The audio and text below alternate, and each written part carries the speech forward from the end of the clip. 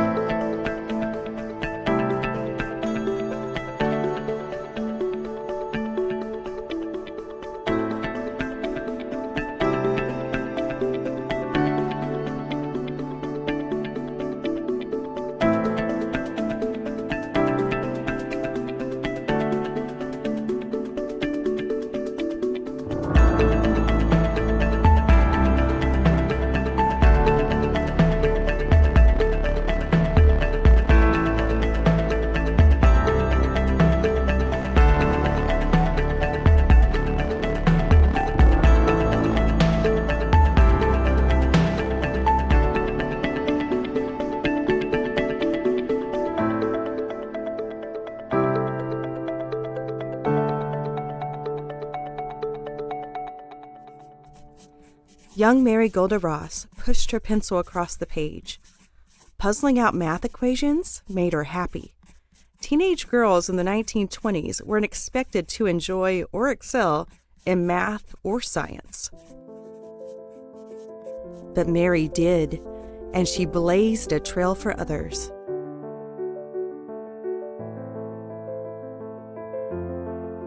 In the hills of northeastern Oklahoma, Mary's Cherokee tribe provided education for everyone. Her great-great-grandfather, John Ross, had served as principal chief of the Cherokee Nation. He helped create a school that later became a state teachers' college, which Mary began attending at the age of 16. When the boys refused to sit next to the only girl in math class, Mary felt motivated to get better grades than they did. And she didn't stop there.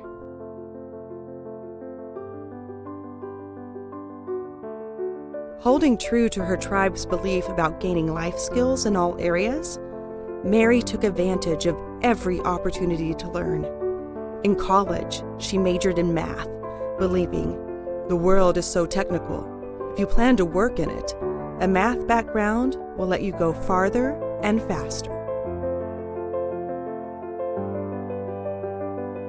After graduation, Mary taught math and science to high school students. Even then, she saw more ways to grow and contribute.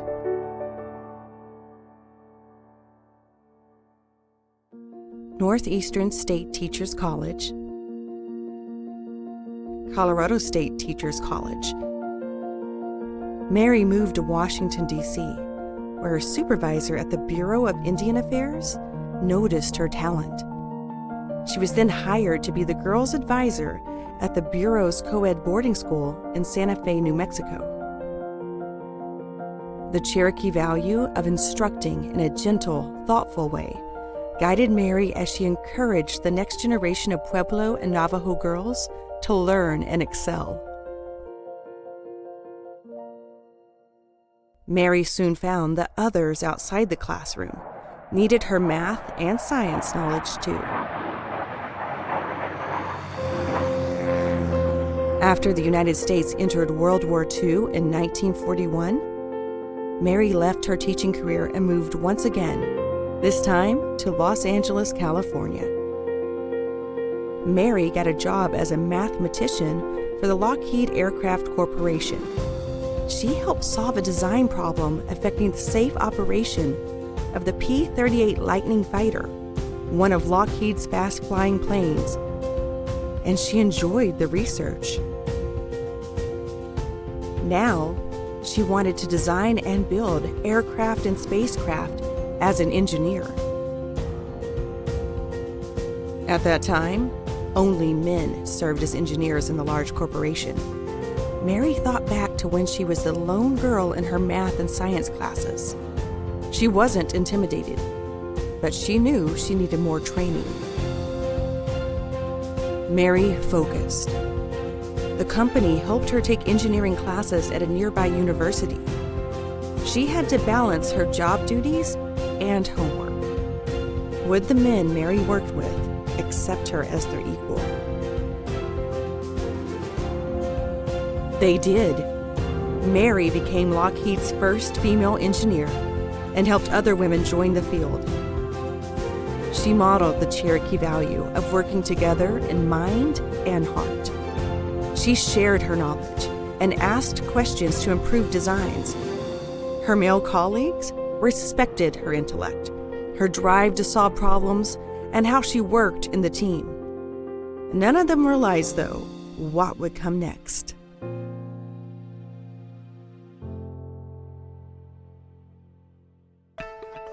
With World War II almost over, the race between the United States and the Soviet Union to reach outer space sped up. The company selected Mary to be one of 40 engineers in a super secret work team. Mary described their mission as taking the theoretical and making it real. What did that even mean? It meant Mary worked on projects that people had only imagined, and some no one had ever thought of before. No vessel had ever flown nonstop around Earth, with or without a pilot. Flying beyond Earth? That seemed impossible. Determined, she and her colleagues would figure out how to do it.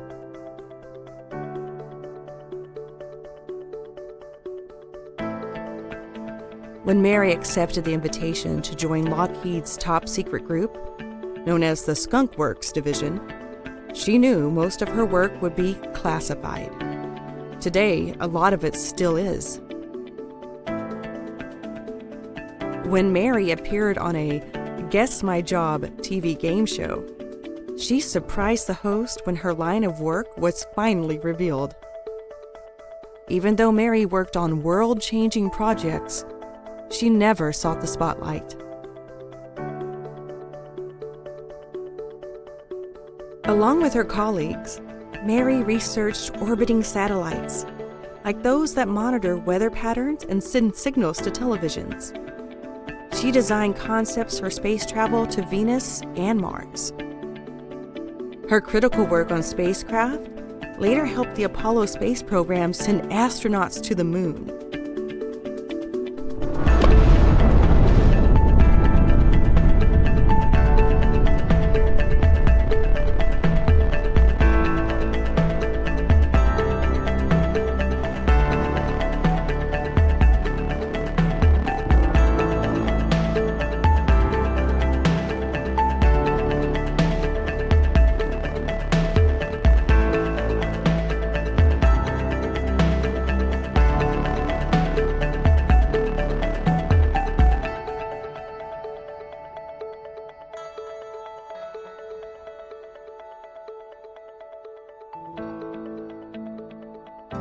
But what if nobody ever knew her name or recognized her as the important engineer she was? That didn't matter to Mary. Her life reflected another Cherokee value: humility. Mary never bragged or drew attention to her skills. Her work, including helping to put a man on the moon, spoke for itself. Whenever Mary received awards, she always thanked her colleagues because she knew no one person deserved credit for what everyone had done together.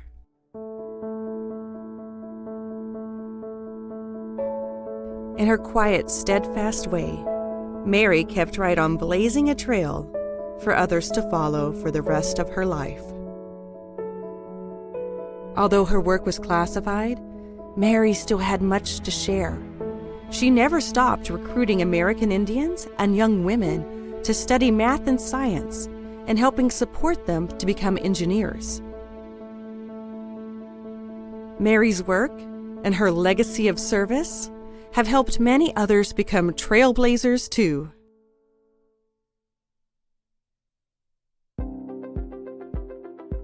Timeline: August 9th, 1908. Mary Golda Ross, known as Gold to her family, is born in Park Hill, Oklahoma, to Cherokee Nation citizens William Wallace Ross Jr. and Mary Henrietta Moore Ross. She is the second of their 5 children.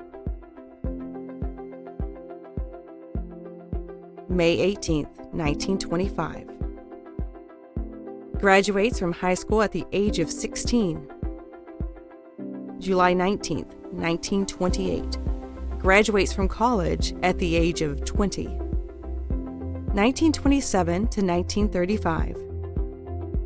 Begins teaching while still in college and continues for nearly a decade.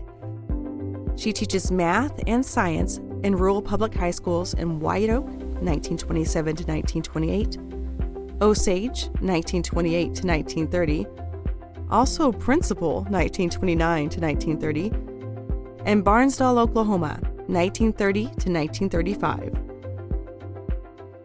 1932 to 1934, and 1937 to 1938.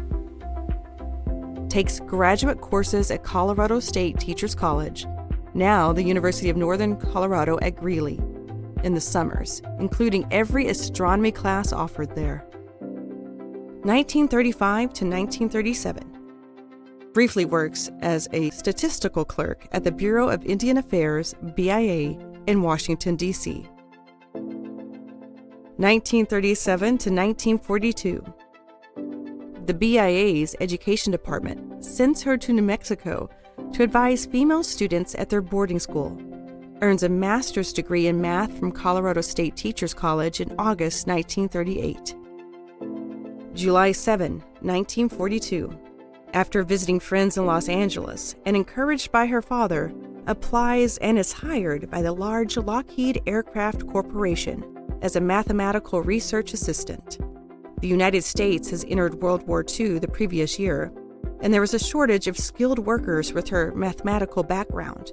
She assists engineers to correct a design problem with the P-38 Lightning fighter plane that had caused the death of a test pilot and other pilots in combat. 1949. Receives her certification in mechanical engineering from the University of California at Los Angeles. Also studies aeronautics and missile and celestial mechanics at UCLA through 1952. 1950. Officially becomes Lockheed's first woman engineer. 1953. Selected to serve as one of 40 engineers and the only woman in Lockheed's top-secret Skunk Works group. With no room inside Lockheed's buildings, the group worked in a rented circus tent next to a smelly manufacturing plant. Their name, and later registered trademark, derived from that. 1953. Co-founds and serves as a charter member of the Los Angeles section of the Society of Women Engineers. She serves the organization on a national level for decades, working to make the engineering field more inclusive. A portrait of Mary Golda Ross from the mid-1900s. 1957. Classified work is propelled forward when the Soviet Union launches Sputnik, the world's first satellite. The United States does not want to fall behind in the space race and rushes to catch up. 1958. She appears on What's My Line?, a TV show in which celebrities guess the guest's occupation. The studio and home viewing audience see Mary's job listed as designs rocket missiles and satellites, Lockheed Aircraft, on the screen. July 20th, 1969, describes that she felt a quiet pride knowing a Cherokee woman from Park Hill, Oklahoma, helped put a man on the moon when astronaut Neil Armstrong makes history as the first human to walk on the moon's surface. 1970, co-authors NASA's Planetary Flight Handbook Volume 3 about space travel to Mars and Venus. August 31st, 1973, retires from Lockheed as a Senior Advanced Systems Staff Engineer.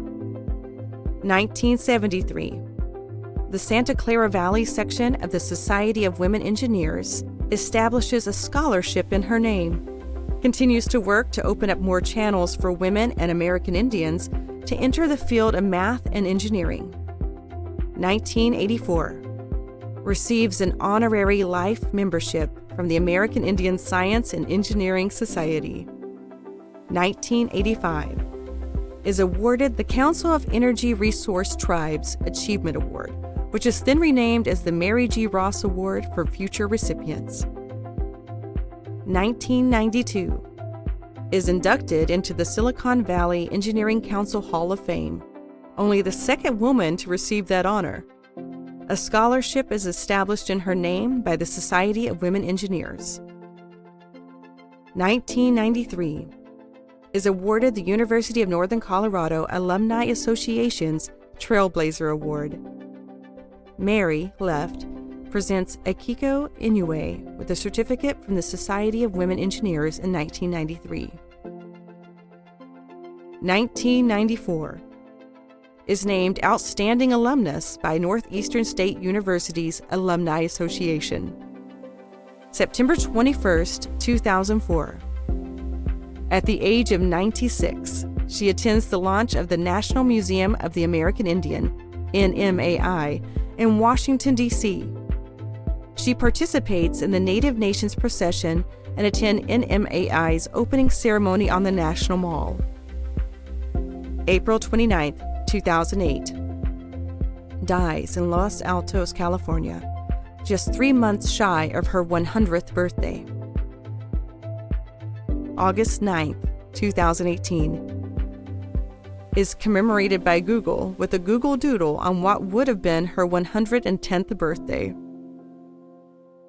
2019, is selected as an honoree of a design for a United States Native American dollar coin with the theme American Indians in the Space Program.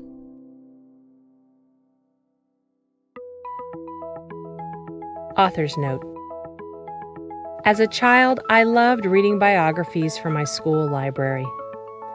Thin volumes shared the lives, important work, and struggles of men and women, nearly all of them white.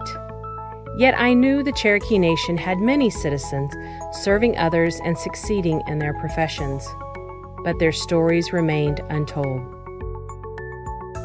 Mary Golda Ross is one of those Cherokee citizens, remaining true to her tribal upbringing while contributing her intellect and skills to the greater world. To write this story, I visited with her cousin, Bruce Ross, who shared that I should visit the archives at her alma mater, Northeastern State University, to complement the research I had already done. Being able to hold Mary's slide rule, read through notebooks she'd filled with equations, and thumb through books she'd referenced as she worked gave me an even greater appreciation of Mary's vision, research, and work ethic. Her story deserves to be shared. Along with Mary Golda Ross, my mother and I participated in the Native Nations procession at the National Museum of the American Indians opening day in 2004. I only wish I had known she was one of the elders there within our large Cherokee Nation delegation. I regret not being able to visit with her in person that day and thank her for being a trailblazer for so many. Mary drew on her status as the first known Native American female engineer to make sure those coming after her would be welcome in math and engineering. She strongly supported the American Indian Science and Engineering Society with vocal and financial backing. Mary gave talks to high school and college students, encouraging young women and Native Americans to get a firm foundation in math and train for technical careers. She lived the Cherokee values she had been raised with, benefiting us all in doing so.